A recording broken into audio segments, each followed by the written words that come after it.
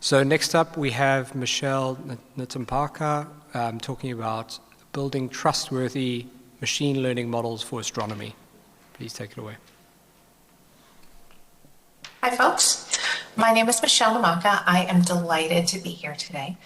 I have pre-recorded this talk, and at the moment I am in the Discord server to chat and answer questions. So I am delighted to field those questions as you're listening to the recording. So today I want to talk to you about building trustworthy machine learning models for astronomy. And I'm going to start with a claim that I think would be bold at any other conference, but perhaps not so much at this one. And that is, I believe that astronomy is the ideal sandbox for machine learning. Why do I think that? We enjoy minimal privacy concerns. Unlike healthcare records or purchasing histories, we're not terribly worried about privacy issues with our data. Astronomy has a culture of sharing data. We have well-posed questions. We enjoy public interest and support. Our data are non-monetizable. They can't be used to sell things. And I do want to clarify that I don't believe that this exempts us from ethical concerns, but it certainly gives us sort of a wider and freer sandbox in which to work. Now, astronomy may be the ideal sandbox for machine learning, but one thing that we as a field need to wrestle with is machine learning the right tool for astronomy? We need to ask ourselves the big questions. Can machine learning be trusted? Can it be trusted with our valuable data? Can machine learning be used to make new physical discoveries? And what role will machine learning play in the future of astronomy? And I think these are going to be common themes throughout this conference as we explore these ideas of ML for astronomy. I'm going to focus in on that first one for this talk. I have 4 suggestions for ways to build trustworthy machine learning. First, build trustworthy machine learning models with interpretation. What do I mean by that? Okay, now for everybody who's on the Discord right now, what I'd like you to do for me is I'd like you to answer this question. How can you tell that this is a horse? I'm actually going to pause here in the video so that you can go answer that question in the chat. How do you know that it's a horse? Okay, I'll make some guesses. At this point in time, give yourself a point if you are the person who suggested the mane or the tail, or that it has 4 legs. You get 2 points if you have suggested the color is what's so horsey about it. All right, 3 points for anyone who has suggested the shape of the face. I'm going to give 10 points to whoever said it's horsiness or who claimed something about just the essence of horse. All right, and 100 points goes to the final category. Anyone who said it's in a green pasture with a white fence in the background. All right, how can machine learning tell that it's a horse? We might have a similar discussion about these items. There's a really interesting paper that explored exactly this question. In their image classification algorithm, they looked at the why. Why can this tell it is what it is? And they found something really surprising. In their horse images, the most informative pixels were the ones that made up the copyright stamp of the horse photographer who stamped all of their horse photos in the bottom left-hand corner. So here is an image taken from that paper. In the top left, a horse with the copyright stamp and a heat map showing in bright red the importance of those pixels. Remove the copyright stamp in the bottom left-hand corner, and this is no longer classified as a horse. Even more concerning, you take that copyright stamp and you add it to a picture of a car. That car is suddenly classified as a horse. There are stories of this all over the literature. For this particular one, I did not pull an image from the paper, but rather from a sales pitch. Winkler et al. 2019 found in an analysis of skin moles, a convolutional neural network that was identifying whether the mole was dangerous or not dangerous. They found that the most important thing in that classification was markings made by a dermatologist with a skin marker that they would often put in there to identify worrisome moles. So what we want to do here as astronomers, we want to make sure that we're building, that we're testing our models, that we're building interpretation into it as a way of building trustworthiness.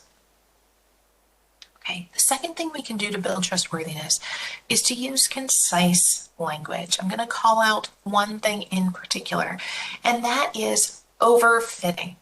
Overfitting is broadly misunderstood among the astronomy community.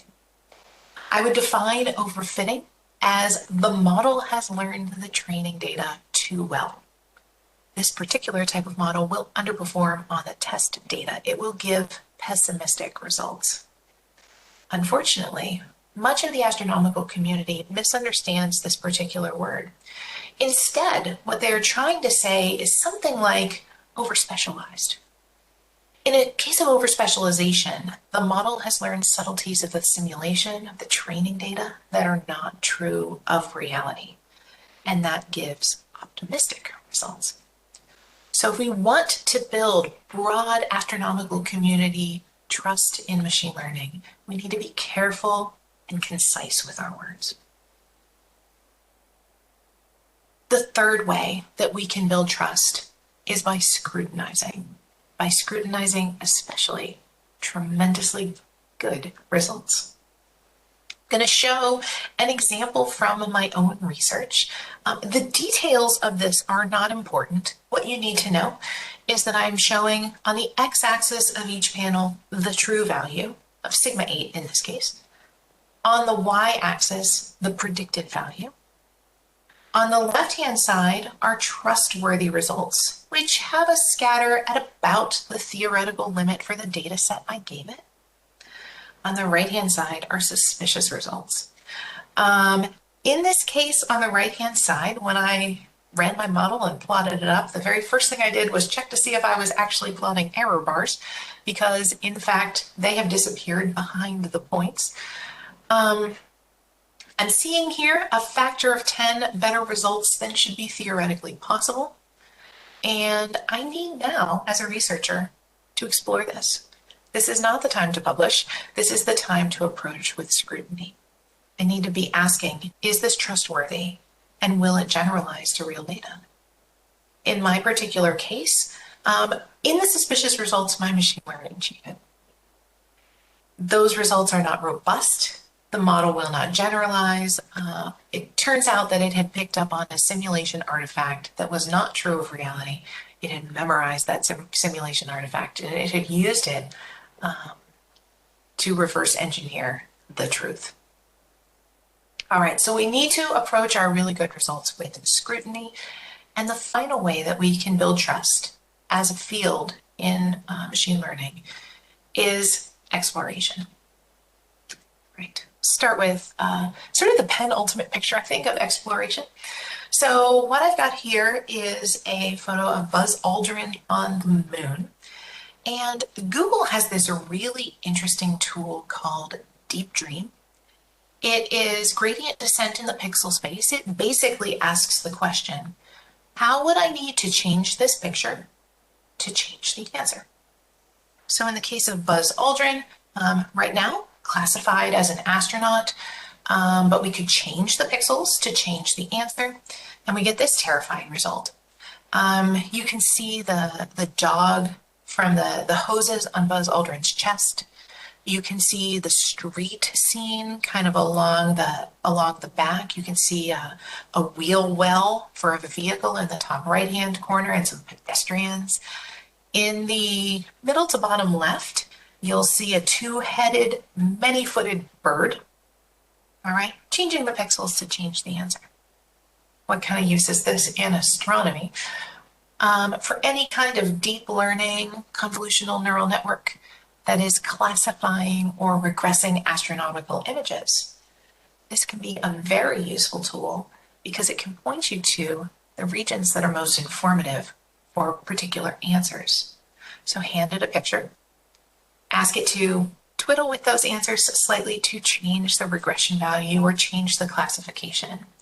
I've used this tool in my own research to confirm some previous results about what part of a galaxy cluster contains the most cosmological information.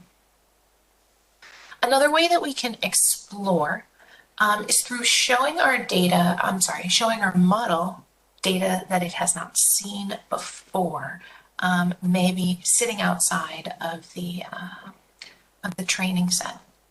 This is a tool that I really like, pixel recursive super resolution. When trained on face priors, and I will emphasize that, it knows that it is looking at a face. It can take that left-hand column and reproduce the results in the middle, and the values on the right are the truth. All right. But tools like this can be highly dependent on the data set that you give it. And if you give it biased data, you can expect biased results. So here we see on the left-hand side an obvious image of Barack Obama, and on the right-hand side a pretty horrifying actually result of what happens when you have bias in your data. I show this as an example to call out exploration as a way of building trust, to call out building data sets that are representative. But I also put this one in there to call out something I said at the beginning, which is, as astronomers, even though we have so much freedom to work with machine learning, that doesn't exempt us from ethical concerns. And we need to think carefully about how our algorithms could be used or misused. So returning to the original question, is machine learning the right tool for astronomy? And in particular, can it be trusted? Today, I talked about machine learning that it can be the right tool for astronomy if we do some things.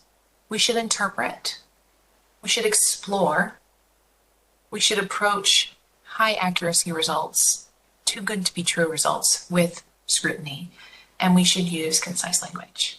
Thank you so much.